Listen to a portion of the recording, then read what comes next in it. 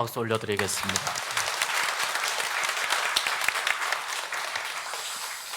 어느 나라나 어느 민족이나 명절이 있습니다. 우리나라도 명절이 있습니다. 명절이 되면은 만두를 만들어 먹기도 하고 또 다양한 음식들을 만들어 먹기도 하고 가족들이 모입니다.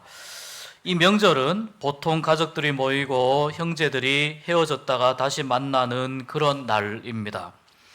그런데 명절에 있어서 가장 중요한 것은 뭐냐면 우리 잘 살고 있습니다 라고 얼굴을 보여주는 것이 가장 중요한 것입니다. 부모님께 얼굴을 보여드리면서 잘 살고 있었습니다. 그동안 별일 없었습니다. 사실 이거 확인시켜 주기 위해서 명절을 만든 것입니다. 명절이 그렇게 그렇게 막 대단하고 그런 것이 아니라 그동안 베푸신 은혜 감사하고 또 그동안 우리 삶의 자리에서 최선을 다해서 살았습니다. 오늘 이렇게 열심히 살고 있는 것 참 감사하고 행복합니다. 그것을 나누고 누리는 날입니다. 이스라엘에게도 이러한 의미의 명절이 있습니다. 그런데 이 명절에 하나님께서 이렇게 말씀합니다. 꼭 내 앞으로 와서 나에게 보여라 이렇게 말씀합니다. 내 앞으로 와서 나에게 보여라. 그렇게 말씀하시는 명절이 세 가지가 있습니다. 근데 왜 하나님께서 꼭 이 세 개의 명절에 내 앞으로 와서 보여라 이렇게 말씀하실까요? 바로 하나님이 아버지이시기 때문에 그렇습니다. 그러니까 하나님의 자녀들이 물론 여기저기 어디서 어떻게 살고 있는지 다 아시지만 하나님의 자녀들이 제 발로 걸어와서 우리 잘 살고 있습니다. 하나님 은혜 베풀어 주셔서 감사합니다. 하나님 사랑 베풀어 주셔서 감사합니다. 이것을 보여주는 것. 내 자녀들이 잘 살고 있나? 내 자녀들이 지금 어떻게 살고 있나? 하나님이 그것을 보고 싶으니까 자녀들에게 와서 명절 때 얼굴을 보여달라 말씀하시는 겁니다. 이 세 가지 명절이 유월절과 또 맥추절과 또 수장절이라고 볼 수 있습니다. 유월절을 한번 살펴볼까요? 이 유월절은 이스라엘 백성들이 애굽의 속박에서부터 자유를 찾게 된 것을 기념하는 절기입니다. 유월절을 보통 패스오버라고 하지 않습니까? 지나갔다라는 의미입니다. 큰 위기의 순간, 죽음의 순간, 고통의 순간이 지나갔다, 넘어갔다, 하나님께서 넘어가게 하셨다. 그래서 유월절이라고 이야기합니다. 그리고 비로소 자유를 찾아서 하나님 품으로 떠난 이 민족들의 이야기가 시작되는, 이 이스라엘 민족이 생겨나게 되는 그 이야기가 시작되는 명절이 바로 이 유월절입니다. 이때 하나님은 나의 자녀들이 잘 살고 있는지 하나님은 관심을 가지고 유월절 때 와서 나에게 얼굴을 보이라고 말씀합니다. 그리고 유월절에 먹는 그 음식이 있습니다. 무교병을 먹습니다. 발효시키지 않은 빵입니다. 빵을 발효시키지 않으면 그렇게 맛이 없습니다. 그런데 왜 발효시키지 않은 빵을 먹느냐?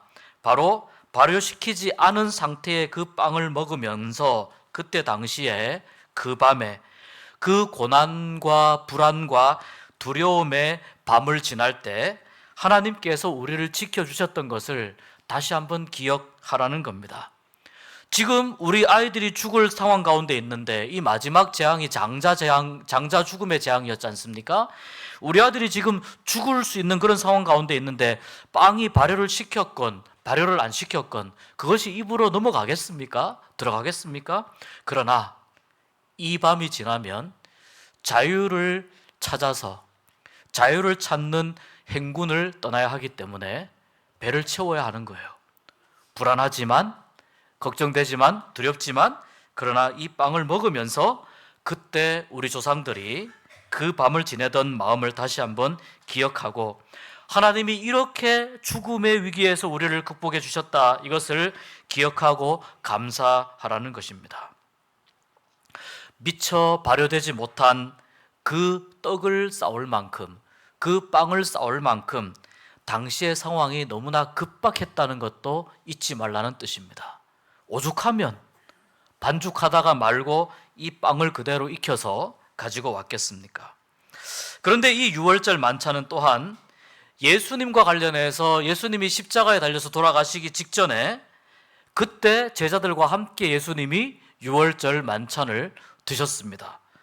그래서 우리에게 이 유월절은 고난주간과 부활절을 연결시켜서 생각할 수 있는 절기가 되는 겁니다. 그래서 우리가 성찬식을 고난주간이나 고난주일이나 성금요일이나 부활절에 많이 하는 이유가 바로 여기에 있습니다. 맥추절은 조금 뒤에 살펴보고요.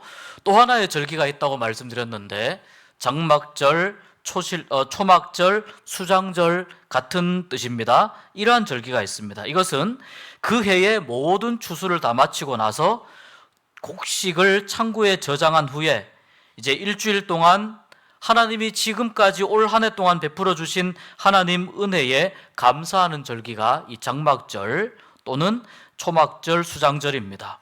곡식을 저장했다고 해서요, 수장절이라고 이야기합니다.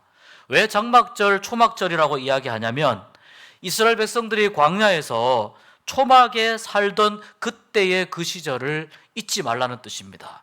그때를 기억하라는 것입니다. 그래서 수장절과 초막절과 장막절이라고 하는 이 이름하는 이 절기는 오늘 우리식으로 하면 추수감사절 정도가 되겠습니다. 하나님께서는 유월절과 맥추절과 장막절에 하나님께 나오라고 말씀합니다.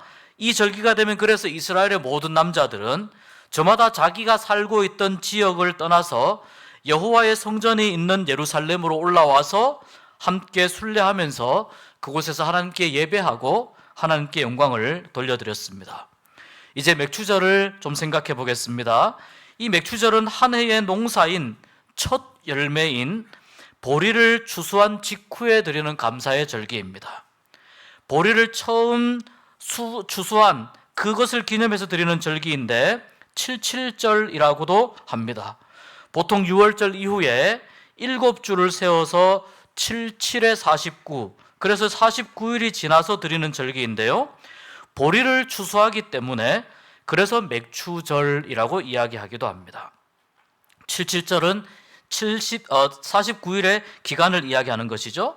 그리고 신약시대에는 이 77절 또는 이 맥추절이 바로 유월절 이후에 50일째 되는 그 날인데 이때의 신약시대에 중요한 사건이 하나 발생합니다. 바로 성령 강림 사건이 이때 발생합니다. 그래서 오순절이라고 이야기하기도 합니다.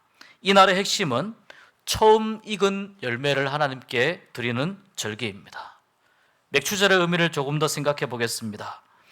유월절의 의미를 지나서 하나님이 우리를 구원하시고 하나님이 우리에게 자유를 주신 그 날을 지나서 나에게 구원과 자유를 주신 하나님의 이 은혜를 계속해서 기억하며 살다가 50일 정도 되었을 그 시점에 내가 여전히 하나님의 이 은혜를 기억하고 있는지 잊어버리고 있는 것은 아닌지 그것을 확인해 보라는 의미가 이 맥추절 안에 담겨 있습니다. 처음 하나님께서 자유를 주신 그 유월절의 시간을 지나서 오늘날까지 지금까지 50일이 지난 동안 나는 여전히 하나님의 구원의 감격 속에 나에게 자유를 주신 그 하나님의 은혜를 감사하면서 살고 있는가, 이것을 확인해 보라는 의미에서 이 맥추절은요 중간 점검의 의미가 있습니다. 날짜를 우리식으로 계산을 하면은 7월의 첫 주가 됩니다. 그래서 지난 6개월을 잘 살았는지 중간 점검해 보라는 겁니다. 지난 6개월 믿음 안에서 살았는지, 지난 6개월 내가 감사의 이유를 잃어버리진 않았는지, 지난 6개월 구원의 감격을 내가 잊어버리지 않고 살았는지, 그리고 그 시간 동안 내 삶에서 맺힌 열매, 아직 무르익은 열매는 아니지만요, 그러나 내 삶 속에서 맺혀진 첫 열매, 이것을 하나님 앞에 보여드리라는 것입니다. 이 열매가 크건 작건, 풍성하건 보잘것없건 그것과 상관없이 하나님, 제가 지금 이렇게 살고 있습니다. 제가 이렇게 구원의 감격으로 살고 있습니다. 하나님 은혜 먹고 살고 있습니다. 이 마음으로 하나님께 보여드리면서 여전히 하나님께 감사하는 마음으로 구원의 감격을 누리면서 살고 있는지 이것을 확인해보라, 중간 점검해보라는 의미입니다. 또 맥추절이 말씀드린 대로 신약시대에는 오순절과 연결되어 있다고 말씀드렸습니다. 오순절은 초대교회에 성령 강림한 사건이 일어난 날로 굉장히 중요한 교회사적 사건입니다. 처음 열매를 드리는 이 맥추절과 이 성령님이 어떤 관계가 있을까요? 아주 중요한 관계가 있습니다. 성령님께서 오순절에 바로 사도들에게, 기도하던 사람들에게 성령께서 강림하심으로 인해서 교회가 처음 시작되기 때문입니다. 그러니까 첫 열매를 하나님께 드리는 이 맥추절의 의미는 성령을 받은 하나님의 백성들이, 예수님의 제자들이 처음 교회가 시작되어서 이 처음 교회의 모습을 하나님 앞에 그대로 보여드린 그런 의미로서 이 맥추절 오순절을 우리가 생각해 볼 수 있는 것이죠. 그래서 이 교회를 초대 교회라고 합니다. 하나님의 역사하심에는 매우 큰 섭리와 계획이 있지만 이 맥추절에, 그리고 오순절에 성령님께서 강림하신 이 사건은 바로 성령 충만한 사도들이 교회 역사의 처음 열매가 되었다라고 이 의미를 부여할 수 있습니다.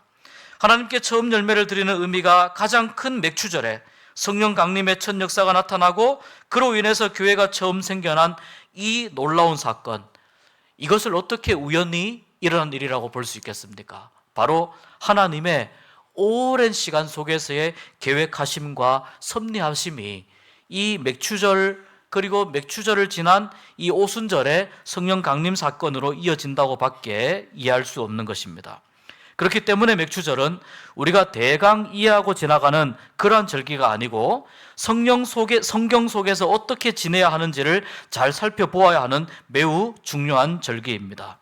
오늘 신명기의 말씀을 통해서 이 맥추절은 중간 점검하는 절기요, 처음 익은 열매를 드리는 절기요, 처음 열매가 성령 강림과 관련이 있다는 것을 확인하면서 우리가 오늘 읽은 말씀을 통해서 맥추절의 의미를 살펴보겠습니다. 첫 번째 신명기 16장 10절 말씀에 보니까요, 하나님께서 이렇게 말씀합니다. 우리 같이 한번 읽어보면 좋겠습니다. 내 하나님 여호와 앞에 77절을 지키되 내 하나님 여호와께서 내게 복을 주신 대로 내 힘을 헤아려 자원하는 예물을 드리고.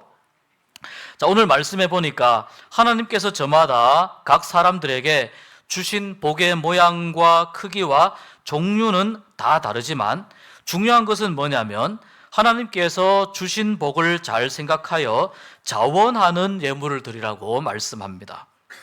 이 말씀은 하나님께 예물을 드리는 마음 자세, 하나님께 예물을 드리는 신앙에 대해서 매우 중요한 지침이 됩니다.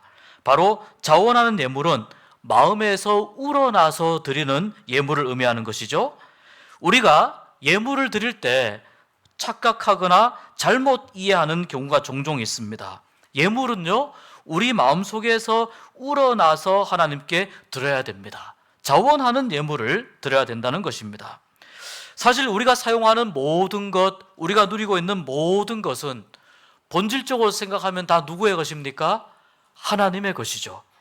그래서 우리는 하나님께서 우리에게 맡겨주신 것, 하나님께서 우리에게 주신 것을 잘 사용하는 그런 사람들이라고 하는 관점에서 청지기라는 말을 쓰는 것입니다. 하나님께서 우리에게 맡겨주신 것을 사용하는 사람들. 그렇다면 이 모든 것이 다 하나님의 것이기 때문에 논리적으로 하면 이렇게 주장할 수 있습니다. 하나님께 무조건 드려라, 이렇게 이야기할 수 있습니다. 이것이 원칙이라고 볼 수 있습니다. 그렇지만 여기에 중요한 점이 하나 있는데요, 이 원칙을 적용할 때 우리의 마음에 기쁨이 있는지 없는지를 확인해 봐야 된다는 거예요. 우리가 기쁘게 드릴 수 있는가? 기쁨이 있어야 자원하는 예물을 드릴 수 있기 때문이거든요. 가정에서 헌금에 관련된 문제로 가족 간의 갈등이 생길 수 있습니다. 때로는 생각이 달라서 서로 다투거나 오히려 이것 때문에 신앙적으로 힘들어지는 일들도 생길 수가 있습니다. 왜 그럴까요? 자원하는 마음에 대한 이해가 좀 더 필요하기 때문입니다.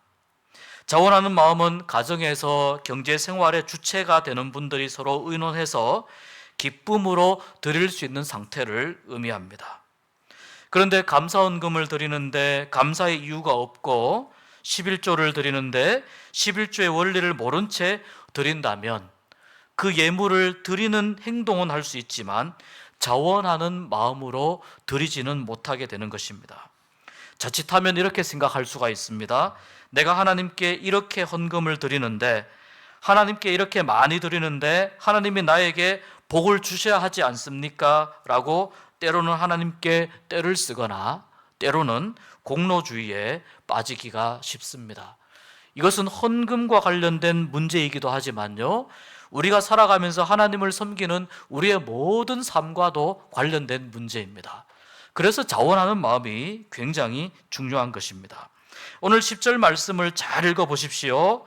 이렇게 시작합니다. 여호와께서 내게 복을 주신 대로 라고 시작합니다. 이게 먼저입니다. 여호와께서 내게 복을 주신 대로. 그 다음에 보니까 내 힘을 헤아려, 그러니까 여러 상황을 살펴서 그리고 자원하는 예물을 드리라는 말씀입니다.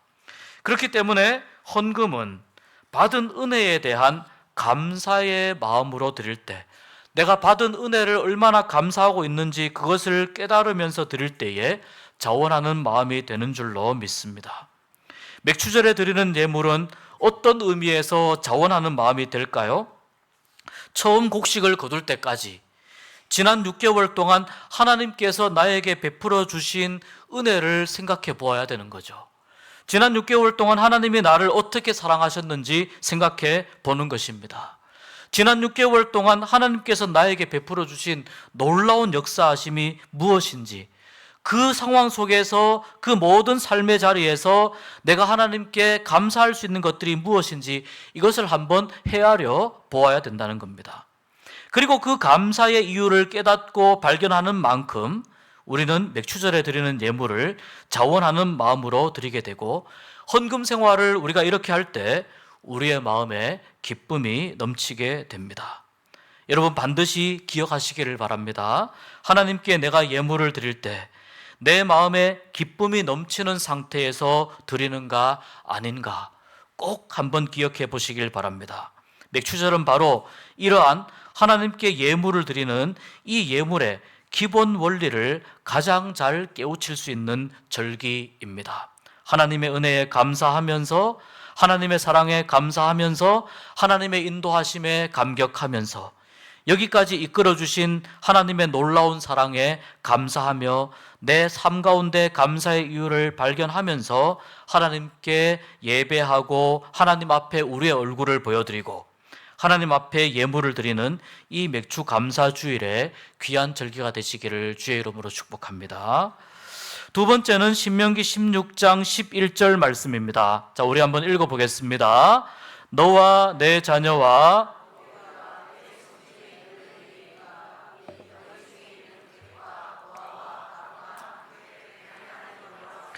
자기의 이름을 두시려고 택하신 곳에서 내 하나님 여호와 앞에서 즐거워할지니라. 아멘. 자, 이 두 번째는 보니까 이 맥추절에 보니까 우리의 자녀들, 노비, 레위인, 객과 고아, 과부들, 다시 말해서 좀 경제적으로 또 여러 삶의 모양에서 소외될 수 있는 사람들에 대해서 사랑으로 섬기고 배려하고 그들과 함께 하나님 앞에서 즐거워하라고 말씀하는 겁니다. 자녀들이 아직 경제적으로 독립하지 않은 상태라면 부모님의 도움이 필요한 것이죠. 노비 또한 주인에게 예속되어 있어서 경제적 자립이나 신분의 자유가 보장되지 않습니다. 레위인들은 사실 하나님을 섬기고 하나님의 성전과 성물을 섬기라고 하나님이 특별히 불러주셨기 때문에 하나님이 레위인들에게는 기업을 주시지 않았습니다. 그래서 하나님은 레위인들에게 내가 너희들의 기업이 되겠다고 말씀했습니다. 때문에 레위인에 대한 특별한 배려가 필요했습니다. 그 다음 생각해 볼 수 있는 분들이 객입니다. 나그네요, 이방인들이죠. 이들은 이스라엘 사회에서 정착하기가 쉽지 않고 또 지나가는 수많은 이 이방인들이 그 당시에 많은 도움이 필요한 사람들이었습니다. 또 사회적 약자라고 할 수 있는 고아, 과부들에 대한 언급이 있습니다. 이 특정한 신분을 말하기도 하지만 사실 여기에 나오는 이 고아, 과부는 이들만 해당되는 것이 아니고 사회적으로 돌봄과 배려와 사랑의 섬김이 필요한 사람들을 상징하는 말입니다. 그래서 맥추절은 어떤 의미인가요? 그동안 소외되었고 관심 밖에 있었던 사람들에게 사랑이 더 필요하고 또 더 하나님의 즐거움과 기쁨이 필요한 사람들에게 다가가라는 의미이고, 갈등과 분열의 요소를 예방하라는 의미에서의 지키는 절기가 바로 맥추절이었습니다. 그리고 세 번째, 맥추절은 어떤 의미로 지켜야 하느냐면 기억하면서 지켜야 합니다. 신명기 16장 12절 말씀 같이 읽어보겠습니다.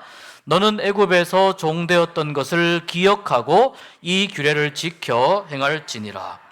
기억하라고 말씀합니다. 무엇을 기억하라고요? 애굽에서 종살이하던 시절을 기억하라는 겁니다. 왜 그렇게 추억도 아닌 그 시절을 기억하라고 할까요? 그 시절에 힘들고 어려웠던 그 시간, 이것을 잊지 말라는 의미입니다. 과거 애굽에서 종살이하면서 큰 고난과 어려움을 겪어보지 않았느냐? 그런데 이제 하나님의 놀라운 구원의 능력으로 이 속박에서 벗어났고 자유를 얻었고 젖과 꿀이 흐르는 땅에서 농사하면서 새 곡식을 거두게 되었는데, 이것이 내 힘으로 되었다라고 자만하거나 착각하지 말라는 하나님의 말씀이에요. 자만하지 않기 위해서 항상 이집트에서 종살이하던 힘들고 어려웠던 시절을 기억하고 잊지 말아야 하나님 앞에서 지금 겸손할 수 있다는 뜻입니다. 최근 지나간 뉴스이기는 한데 매우 가슴이 아픈 뉴스가 하나 있었습니다. 서울에 있는 어느 대형 병원에 흉부외과 의사로 봉직하던 어느 교수님, 주석중 교수님인데요, 교통사고 사망 소식이었습니다.